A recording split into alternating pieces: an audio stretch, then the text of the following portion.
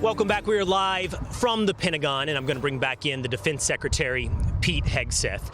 Mr. Secretary, it's always an honor to have you here on the program. Authenticity is always my currency, with you, with everyone, with the viewer. And it would be inauthentic not to acknowledge the personal relationship that we have. And I have to ask you professional questions, and we need to know about our nation's defense. But I did spend some time with you today. It's good to see you. Talking Seriously. about the family, the kids, Jen, and your relationship with God and the role that faith has played in these first couple months as the Secretary of Defense. We visited the 9/11 chapel together, and we talked about what really brought you along in this path, the role that 9/11 played, and more importantly, the role of God. No doubt I wouldn't be here without him, and may everything I do be to his glory. There's too much incoming and same with how President Trump talks about, he shot and I mean, God's got a plan. We don't know what it is. We're put on this earth for a finite amount of time to try to advance things that are meaningful. And I try to do that here. I start every day in prayer, give it to him to be obedience to his will, and then try to do the best I can for the country and the Constitution.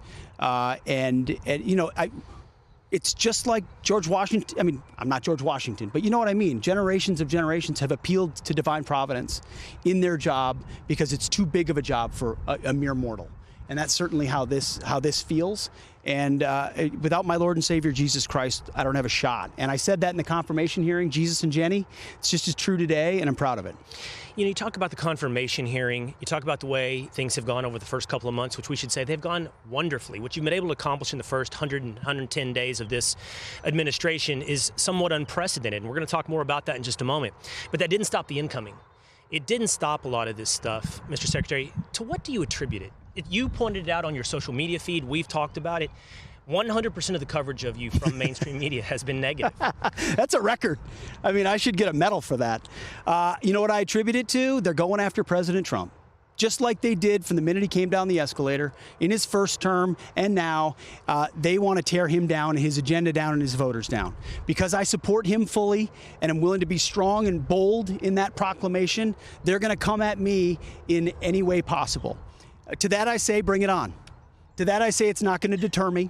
It only fuels what we're doing here at the Pentagon on behalf of the warfighter, on behalf of our commander-in-chief, on behalf of restoring it back to basics and lethality. The notes I get, forget the press, the notes I get from privates and from captains and from new recruits, that's what fuels us.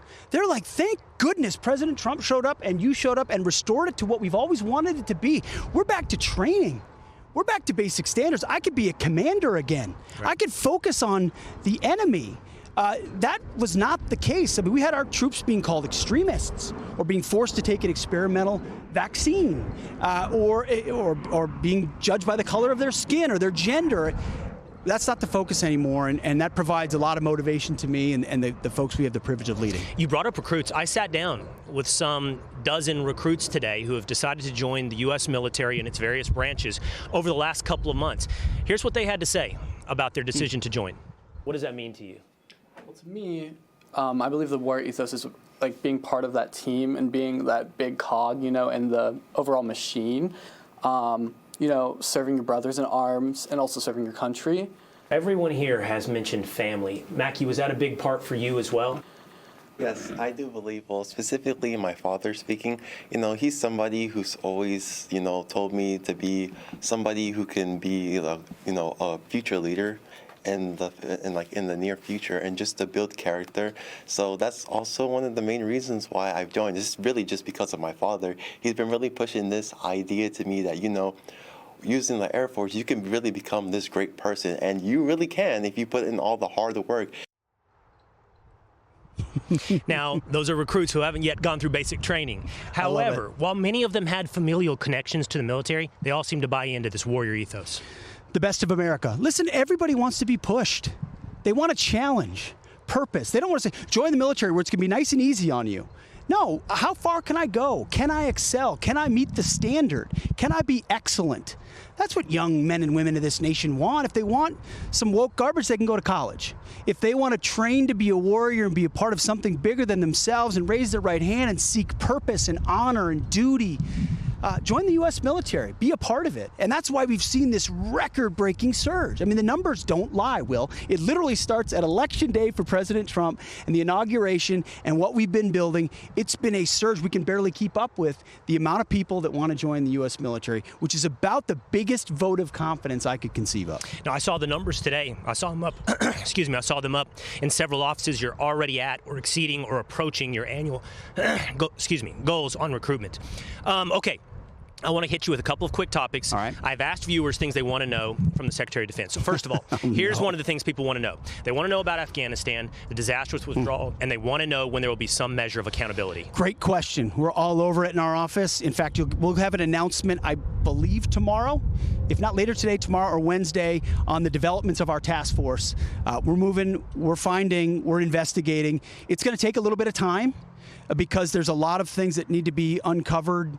Classified aspects, we need to interviews that need to be conducted, but we've found the right people to be involved. One of which actually is Stu Scheller, who's on our staff. He was the one guy fired for telling the truth about what happened in Afghanistan. He's now working in the Pentagon. That task force will be led by Sean Parnell, who's our Pentagon spokesman. Great guy at the heart of it. So more to come on that, but it may take into 2026, if I'm being honest about it, to really uncover everything, but there will be accountability. We're committed to it. We will not leave a single stone unturned. Speaking of a date in the future, the Pentagon has missed something like 8 audits in a row. When you sat on my side of this chair, we all talked about the amount of money going into the Pentagon. The budget is roughly $900 billion. I believe you've asked for close to $1 trillion in budget, and yet at the same time we hear about things like DOGE. Can it come in and make it more efficient? What can you tell the American people about the Pentagon budget?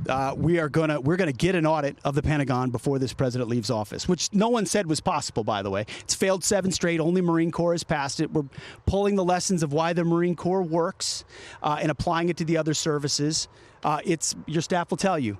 It's something I'm focused on all the time, is where are we in the audit? So anything we promised in the confirmation process or on interviews, it's on a list. It's being executed relentlessly. I sat with you on a couch when you asked, then I believe former NSA director John Ratcliffe, or former now CIA director, you asked him, are aliens real? Now you're in here in all of these classified rooms and briefings, so what is going on at Area 51? I don't know.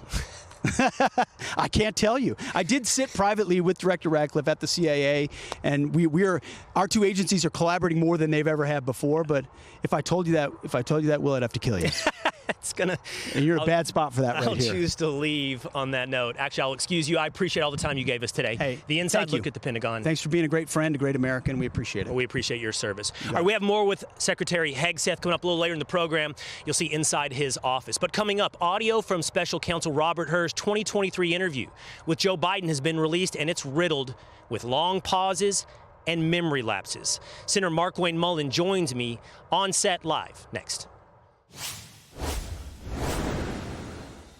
Hey, Sean Hannity here. Hey, click here to subscribe to Fox News YouTube page and catch our hottest interviews and most compelling analysis. You will not get it anywhere else.